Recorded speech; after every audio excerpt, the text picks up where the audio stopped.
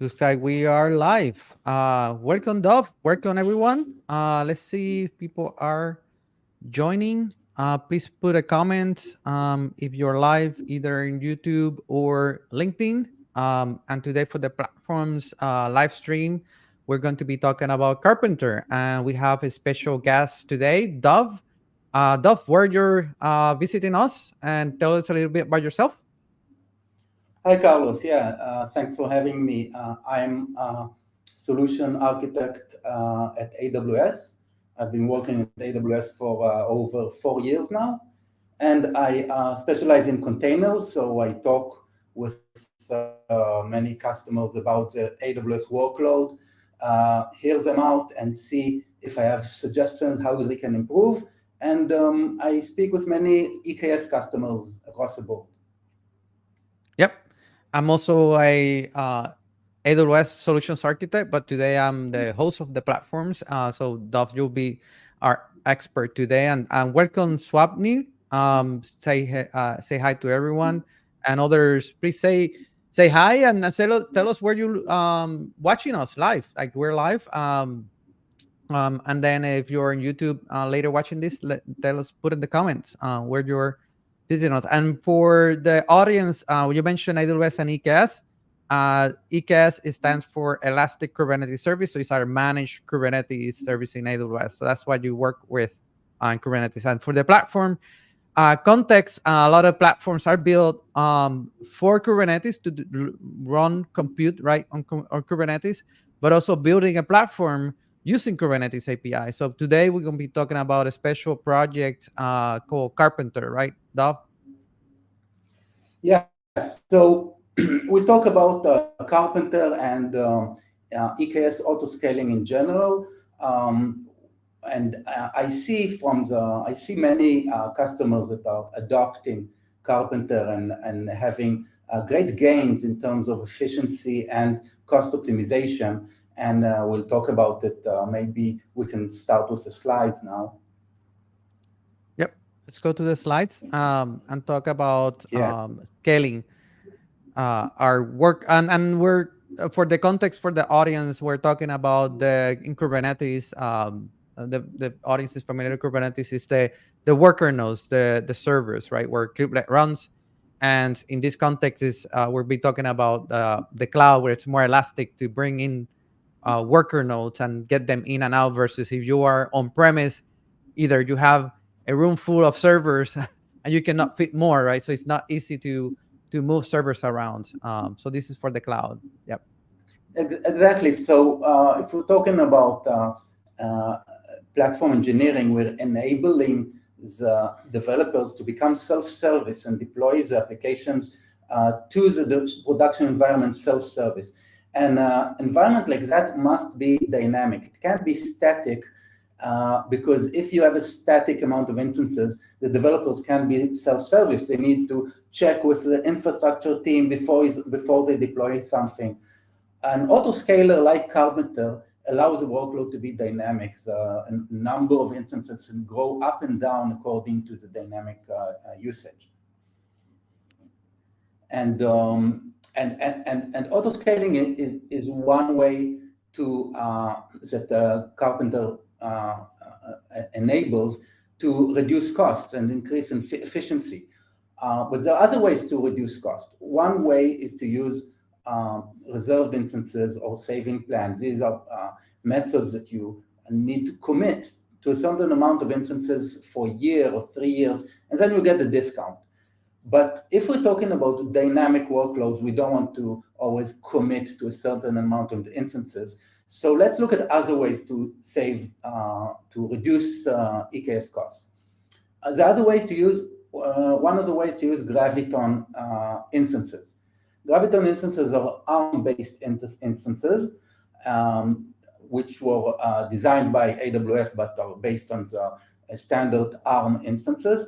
And they have a higher cost efficiency than the parallel Intel instances.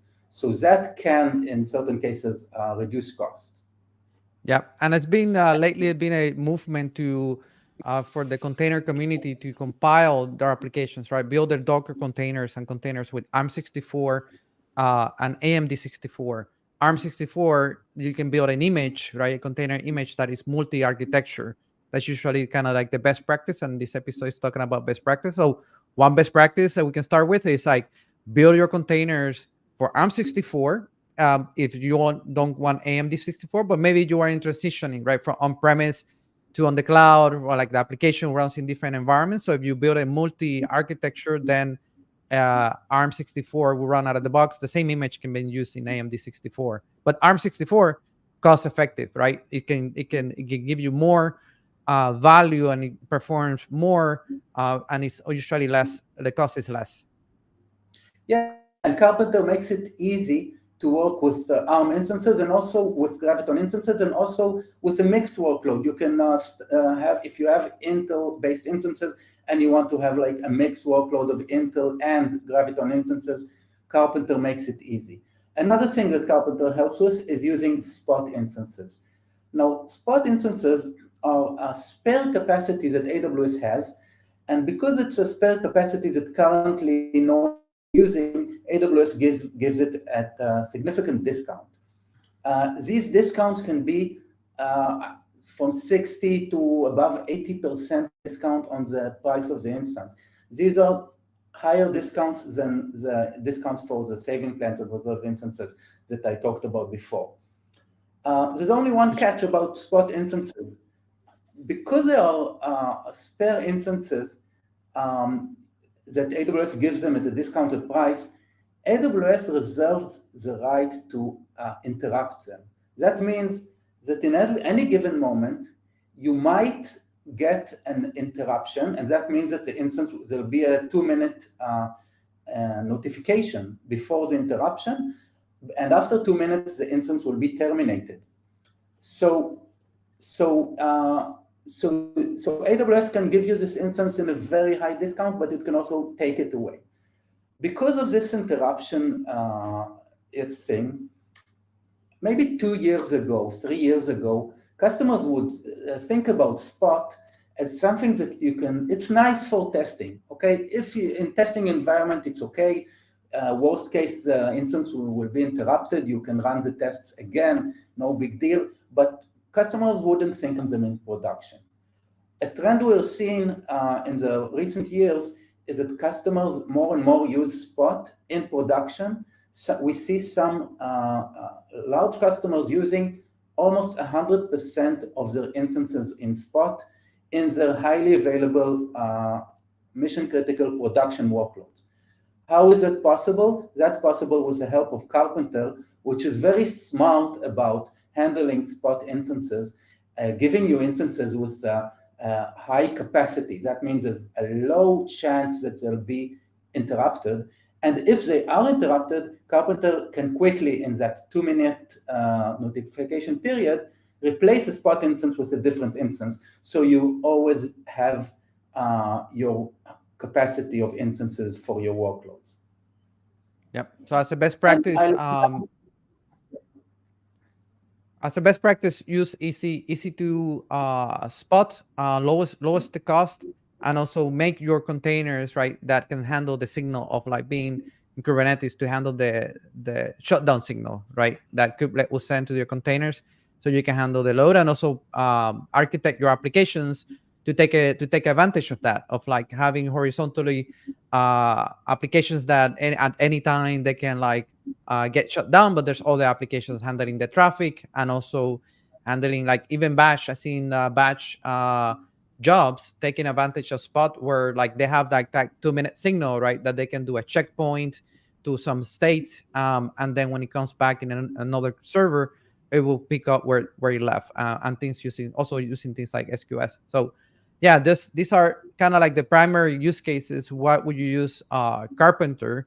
And I think we're going to talk a little bit more of like picking up like the strategy that Karpenter brings of like try to get a spot, but in the case that you cannot find a spot, right, within requirements, then use on demand. And we'll talk a little bit more about that moving we'll forward. talk about that. Yeah, we'll talk about that. But yeah, the main point is Karpenter allows you to work with spot instances in production, as long as Carlos said, you architect your application in a way that is can handle that.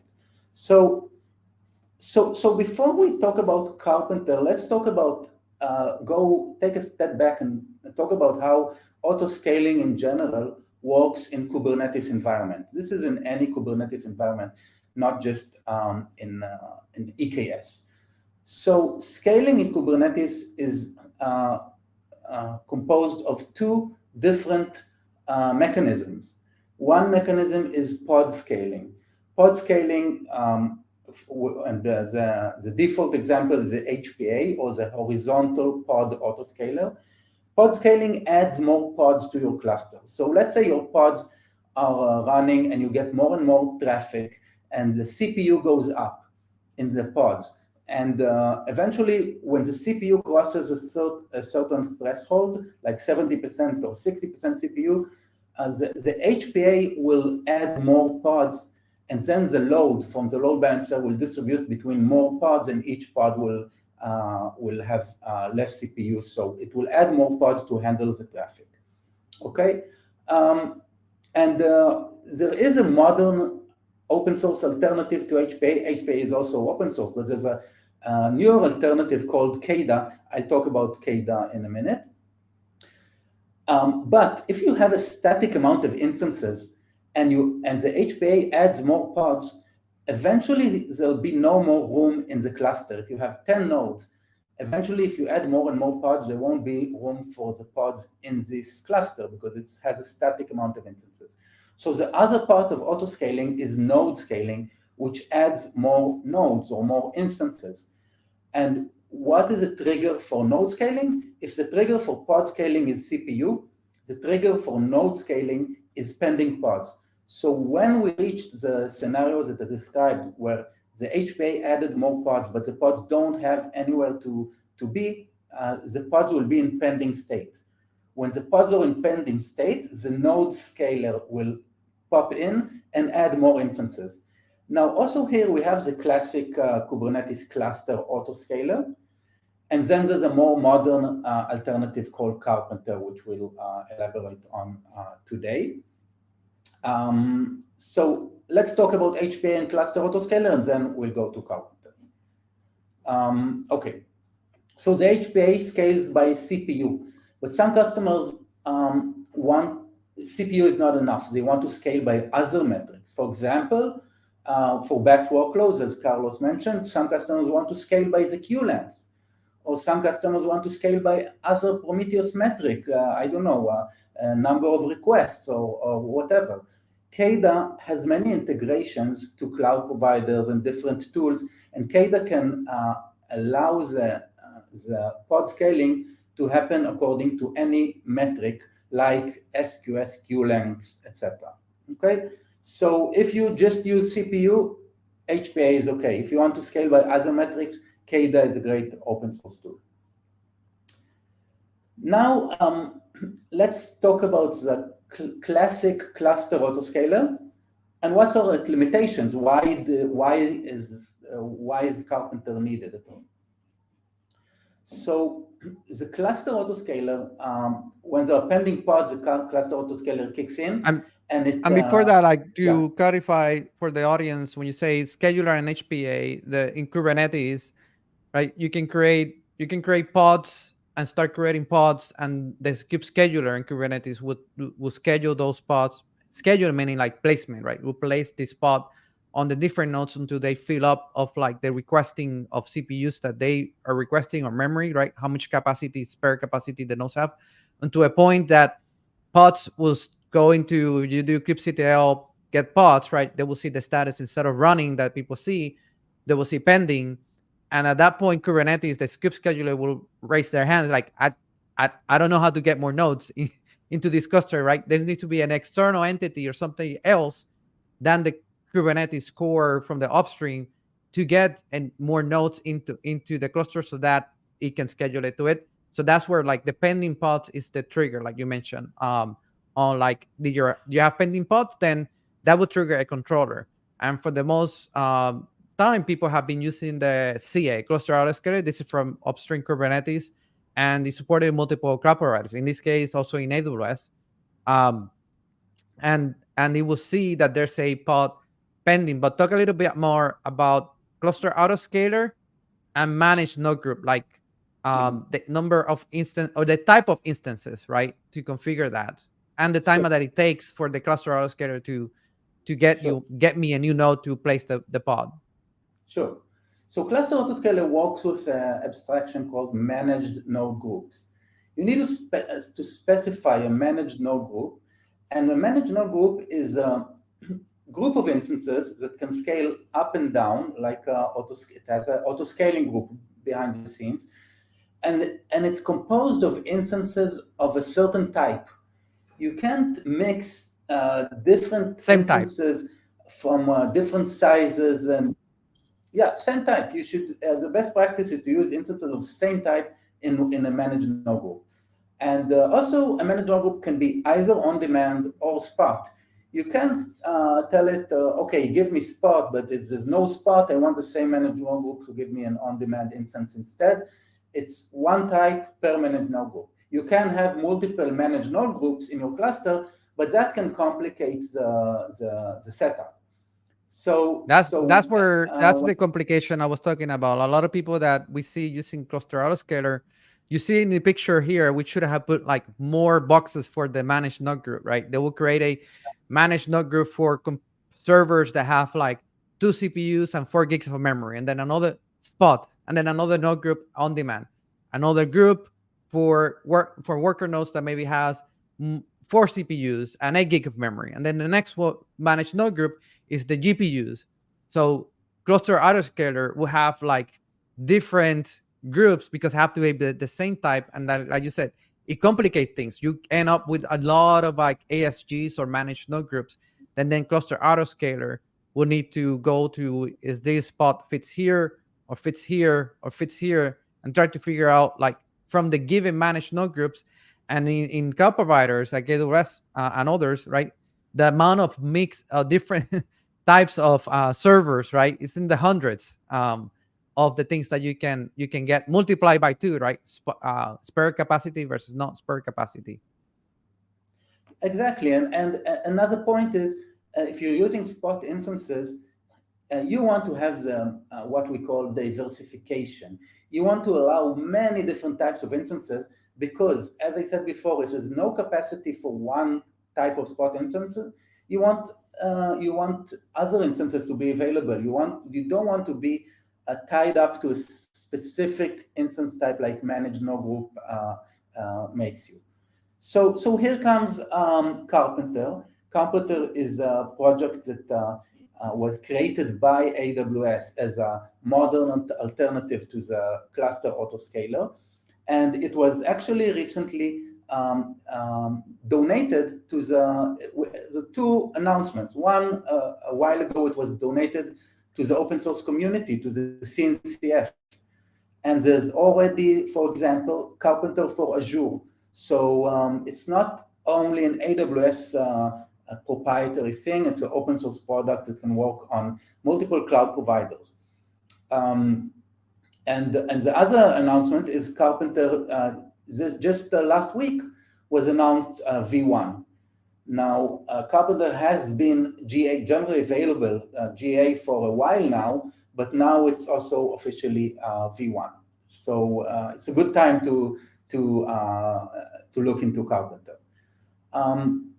So Karpenter does a few things. One of them, it does cost optimization. And I posted a link there for Karpenter V1.0, and it's for Karpenter, right? Karpenter, the open source project, which works in multiple cloud providers. Yeah. So the API now is stable, right? Yeah. So Karpenter does cost optimization by various ways. One of them is how it handles spot instances, and we'll talk about them later on. And another interesting thing that is relevant not only to spot, even if you're using on-demand instances, Karpenter will do what's called consolidation. I'll show how it works, but basically it doesn't only do the scale up and scale down. Also, in the down periods, it will always look how it can optimize your cluster as it goes and bin pack your cluster in a more efficient way to reduce your number of instances and reduce your cost. It's all the time looking for ways to optimize your cluster actively.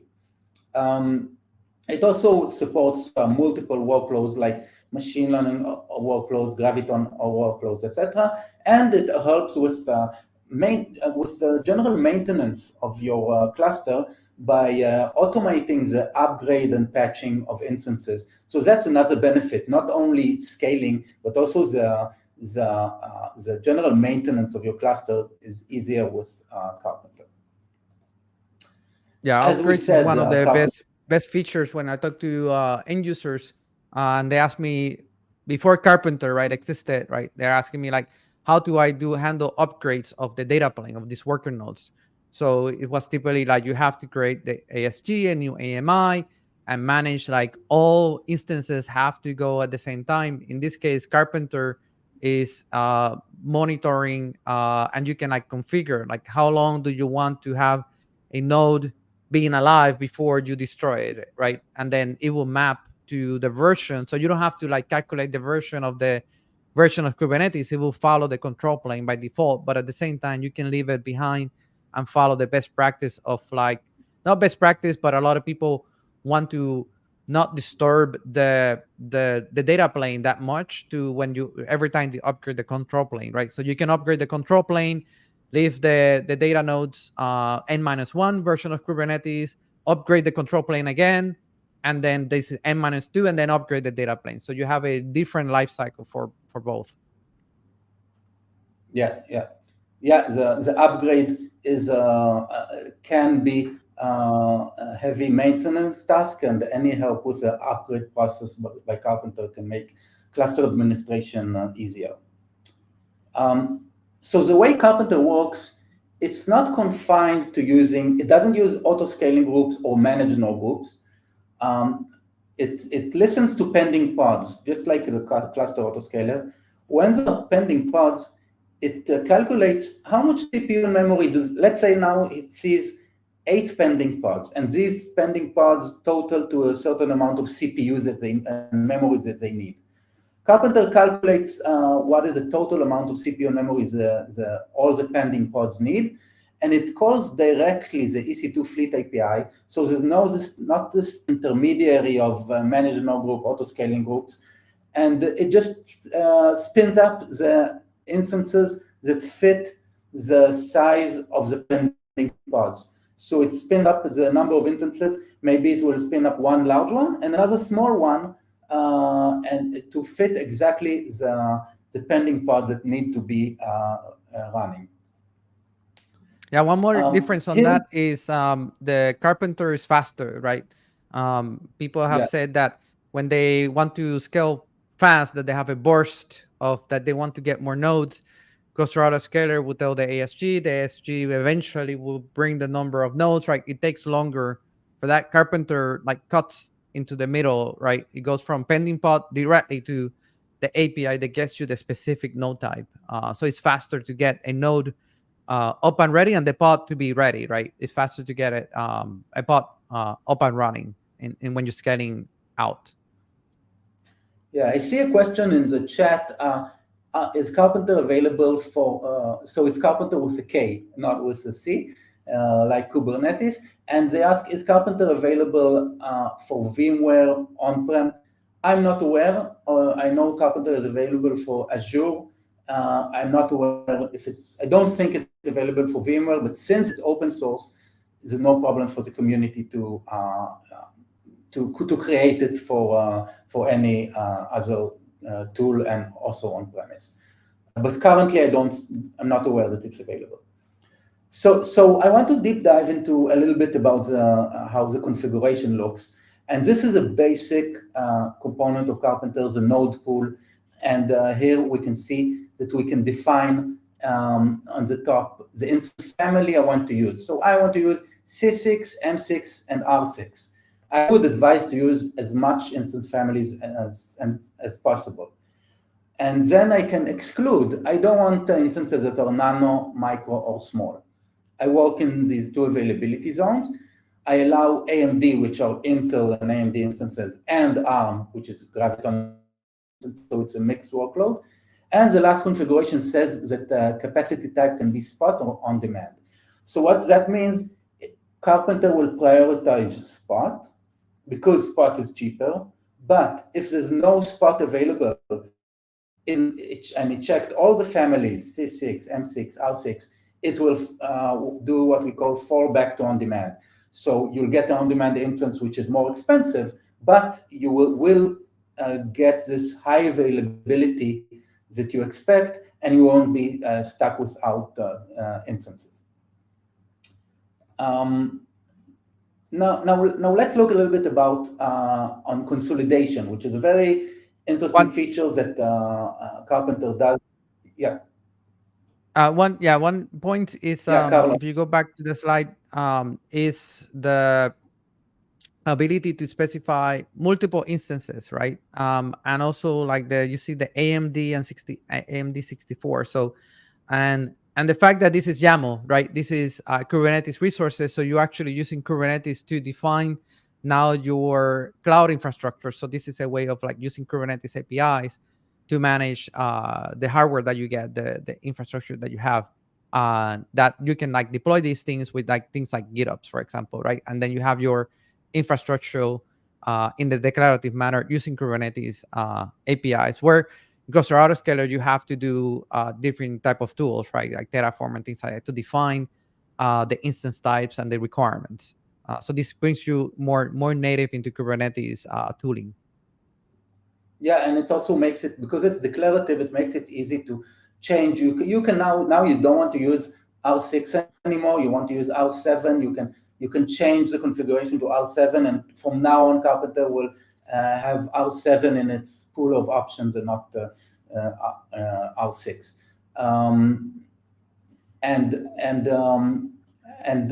So let's talk about consolidation.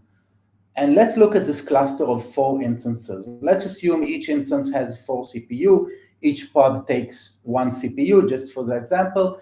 And we see we have one instance that is full. It's fully utilized. But there are other 3 instances that are underutilized. Okay, we're paying for the whole instance, but just one pod is running on the 2 left instances. If we define the consolidation feature, when empty or underutilized, consolidate, Karpenter will detect this underutilized instances. It will see, hey, I can move the 2 pods on the right to the second instance because it also has free room. It will move the pods to the second instance until it's full, and then it will terminate the 2 instances that remained empty. And by that, it will reduce the size of the cluster and save you costs without you having to touch anything. It will also, so just with that little animation, right? You went from paying 100% to half the price, right? All these worker nodes, and a Karpenter did that automatically by detecting how can I fit. So this is the first level. Like this is like people get excited about this, but it gets more interesting, right? For the next use case. But at least in this case, half of the cost went away, right? Yep, half of the cost just automatically. And we see I see customers in production adopting Karpenter, and they can see the cost reduction in the workloads happening all by its own. Let's look about another use case. Okay, the next use case is we have on the left instance that is fully utilized. On the right, we have instance that is underutilized, but there's no room to move that single pod on the right to another existing instance. There's no available room. In that case, Karpenter can spin up a small instance, maybe an instance with 2 CPU, move the pod to the smaller instance, and delete the large instance. So you're not stuck with a large instance, because after your clusters scaled up and then scaled down, you might get situations where you have large instances with 1 or 2 pods. So Carpenter will try to consolidate them, and it can also reduce the size of the instance. Carpenter will also respect pod disruption budgets, so which are a feature of Kubernetes that will make sure that you have a number of pods always available, a minimum number of pods in the deployment always available. Yeah, one interesting thing, if Um, you are interested to looking into the code, this code is open source, is in GitHub, and is now upstairs in CNCF. There's a concept of simulation. So Carpenter is very smart that is doing simulations behind the scenes. So it's just taking like what it is and then tries to do the code. Is like doing simulations to see what is the best use case to for the end result. If I move this spot here, if I move that node here, if I get a different size, if I get a bigger size, how do I do the bin packing, right? So he's doing simulations behind the scenes. Very interesting. If you like to learn more about it, the code is available in GitHub to understand more about that. But that's kind of like the core of Carpenter behind the scenes that is doing simulations, multiple simulations to get what is the end result that it will meet all the requirements, like bot disruption budgets, anti-affinity, topology spread, constraints, to follow the requirements to see that's the end result meets the requirement that is configured by the administrator. Yeah, I heard behind the scenes that it's interesting computer science problem because bin packing like this, it's an NP complete program Yep. and problem. And so there's various heuristics to do this simulation and give you the optimized end result. I think there's a Now, question on asking for tutorials or Carpenter. okay, so in Um, the end of this talk, we'll have a slide with different tutorials and workshops and follow-ups. We'll share everything. Okay, so I just want to say that some customers say, okay, I want to use Carpenter to scale up and down, but I don't want the consolidation because I don't want Carpenter to move my pods from place to place, even if it will reduce my cost. I don't. So you can disable consolidation and have Carpenter work only in scaling events. Okay, the last example I think is let's say we have spot instances, and we mentioned this example before, and there's no capacity. We got an interruption. Carpenter will check if there's other types of instances that have capacity. It will spin the other type of instances instead. But if there's no spot capacity at all, it will spin up on-demand instances. So we will have instances available, and we won't be left without instances. Now,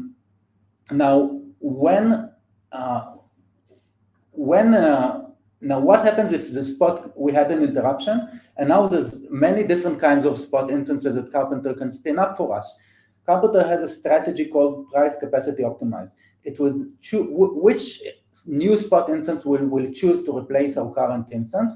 It will choose the instance types that has a combination of lowest price and they have a high capacity. So that means that they have a low chance of being interrupted in the short term. So it knows to choose the best instances that have a high capacity and low cost. Okay. That's a Yeah, I question think. on go back to that scenario. Yeah. Um, so this is to avoid like if you have pending pods, right, and you're in the node pool, you put your requirements. So like the requirements are like strict. Like I only allow these instance types or in this region. It could be that our availability zone. It could be that in certain availability, if you make it as a best practice, if you make it very constrained of the you don't diversify, right? You say like I only want M machines, right, or compute optimized, and only this size, and only this availability zone, right? Carpenter will say like, I cannot find a spot at this time in this constraint, right? So as a best practice, you want to make it like all possible instances types, right? More diversified, make the images, the instances even bigger because it will do the bin packing, right? It would accommodate them inside of it. And then, but the key is like, in the past, when cluster autoscaler maybe manage node groups, people will configure only spot and not have on demand. And then if there were at certain points there was a pod pending and didn't find a with that constraint, that specific instance, it will like the pod will stay pending forever, and maybe you have downtime, maybe you cannot sustain the workload, right? So in this case, Karpenter is one of the solutions that came to solve that issue of like, if I cannot, I will try to do spot, but if I cannot find it, then I will use an on demand, and on demand is always available, probably available in that specific constraint. Yeah. So two more questions. Does GCP use Karpenter? Currently, as far as I know, not. And will Karpenter respect taints and affinities and anti-affinities? Yes, Karpenter will respect the Kubernetes constants like taints, affinities, and anti-affinities. The last part, we want to share some links that will help you deep dive into Karpenter and learn about the best practices. The first link is AWS EKS best practices. We have a guide on general EKS best practices. I recommend this guide, and it has a chapter on Karpenter best practices. The second link is called Karpenter Blueprints. It has a set of examples of how to set up the node pool YAML that I showed before for different scenarios. Let's say you want to use a GPU, so how to use it with GPU. Different scenarios are presented with the YAML examples in the blueprints. The third link is a containers roadmap. We have open source, publicly available roadmap for everything related to EKS and Karpenter also. So you can see what we're working on, suggest your own features in the container roadmap. And lastly, we have the Karpenter workshop. We have a EKS workshop, and it has a Karpenter chapter where you can try it out yourself and follow tutorials to set up Karpenter. Yeah, and then also if you are in the CNCF community and use the CNCF Slack or Kubernetes Slack, it's the Kubernetes Slack, the Kubernetes channel. In the Kubernetes Slack workspace, there's a channel called Karpenter, and then you can interact with the community there. Also, if you want to contribute, right? Anyone can contribute to open source. If you're interested about like contributing to open source, either with docs or code or community work, there's a Karpenter-dev that you can talk to the maintainers there. Do we have a question? See a question about 4 replicas for high availability, and I don't know if we can show that. It says I have a deployment of 4 replicas for high availability, and I want to keep 4 replicas in different nodes. Do we have any methods to honor this in Karpenter? Because I can manage this with taint and affinities. So yeah, Dolph, you want to take that one, or I can take it? Yes. So you can create. So the question is, they want to have they have a deployment of 4 pods, and they want each pod to be on a different instance. They don't want pods from the same deployment to be on the same instance for high availability reasons. If the instance goes down, only one pod will go down. The answer is yes. You can define node anti-affinity on this deployment that will make each pod be on a different instance, and Karpenter will completely respect this anti-affinity. Yeah, it's more a concern of a kube scheduler, right? So the kube scheduler, if it would deploy the 4 pods, and let's say that it's handling the 4th one, and the 4th one, it fits into one of the other 3 that there's already a pod, the scheduler will say, I cannot put it in there, right? So Karpenter will see that it's pending. It will see that the reason that it's pending is because it doesn't fit there, and that's where you get the new node, and then the pod goes there. So that's why it needs to work both aspects of it, and it's not as simple as like writing a single program, right? Instruction set. Kubernetes is very powerful in terms of like workloads and placement, and then Karpenter comes in respecting that, like Dov says, respecting those constraints or requirements to get you a new node, right? When is the time to get you a new node? And then what size of that node, if it's spot or on demand. So that's the concerns of Karpenter, getting you a new node provision very quickly, because it talks to the Fleet API. And so I'm talking about best practices, right? We suggest to you to use the cloud provider AMI image, the operating system image, to keep the boot up time of that server fast, and not put a lot of things in that server, or like a boot time to put things. Also, Carpenter will handle the provisioning will be the same as managed node group. The aspect of like there's certain agents that need to come first, right? The VPC CNI and other agents from a third party provider, and then your workload will come in. So that ordering is handled. But as a best practice, right?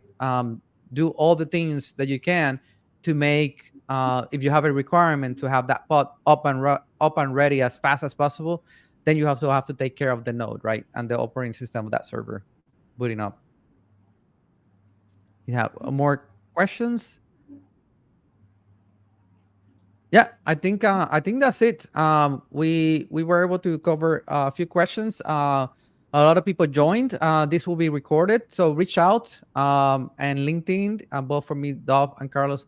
I mean myself. You can find me in LinkedIn, also Twitter, and follow the platformers community in LinkedIn. We'll be doing more episodes. And in terms of Carpenter, there's a lot of resources out there if you want to learn, like Dov shared, or you want to interact with the open source community. So with that, I would say, Dov, thank you so much for giving us your time. I know it's late where you're located, but thank you so much for joining us today and handling the questions and giving us an overview and best practices on Carpenter for Kubernetes. Thanks for having me. I enjoyed it. Yep. Thank you so much. See you folks. On to the next one. See you. Okay. Bye bye.